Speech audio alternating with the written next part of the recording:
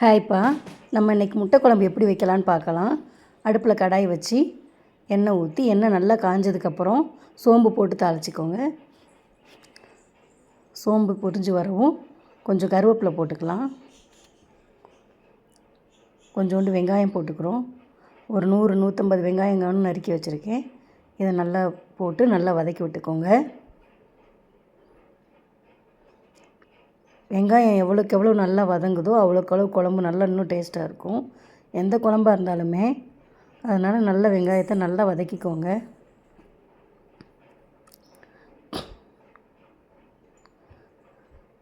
வெங்காயம் நல்லா வதங்கின உடனே 2 தக்காளி பழம் போட்டுக்கிறோம்.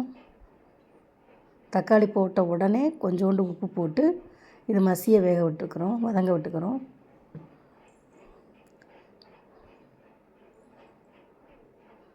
நல்லா அழுத்தி கிண்டி விடுங்க. தக்காளி எல்லாம் ஜூஸ் ஆகட்டும்.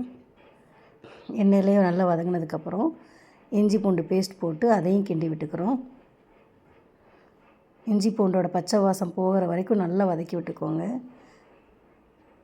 நல்லா எண்ணெய் பிரிஞ்சு வந்த உடனே அந்த பச்சை வடையும் போன உடனே இப்போ இதுக்கு தேவையான மசாலாலாம் நம்ம போட்டுக்கலாம்.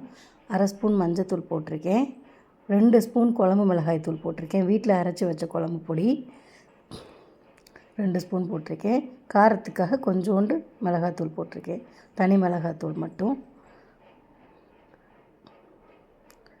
இதை நல்லா கிண்டி விட்டுட்டு இதுலேயும் நல்லா எண்ணெய் பிரிஞ்சு வர்ற வரைக்கும் வெயிட் பண்ணிவிட்டு ஒரு சொம்பு அளவுக்கு தண்ணி எடுத்து வச்சுக்கோங்க. ஒரு சொம்பு தண்ணியை ஃபுல்லாக ஊற்றிக்கோங்க. ஊற்றி விட்டுட்டு இது கொதிக்க விட்டுருங்க. கொஞ்சம் நல்லா கிண்டி விட்டுட்டு எல்லா பக்கமும் கிண்டி விட்டுட்டு மூடி வச்சு கொதிக்க விட்டுருங்க.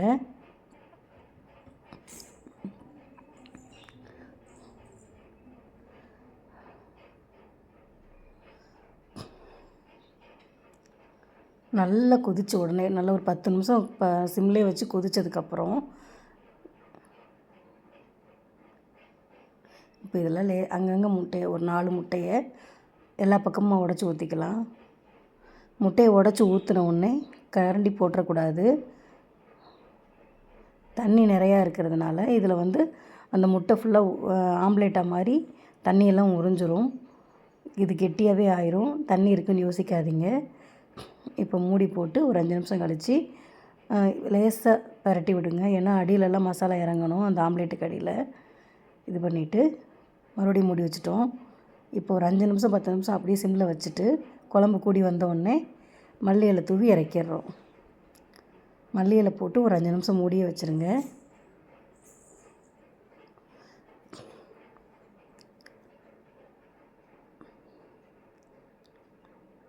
ரொம்ப சூப்பரான முட்டை குழம்பு ரெடி ஆயிடுச்சு. இது நல்லா காரமாக நல்லாயிருக்கும். இதை ஒரு பாத்திரத்தில் மாற்றி வச்சுக்கலாம். நீங்களும் இந்த முட்டை குழம்பை வீட்டில் ட்ரை பண்ணி பார்த்துட்டு எனக்கு கமெண்ட் பண்ணுங்கள். தேங்க்யூ.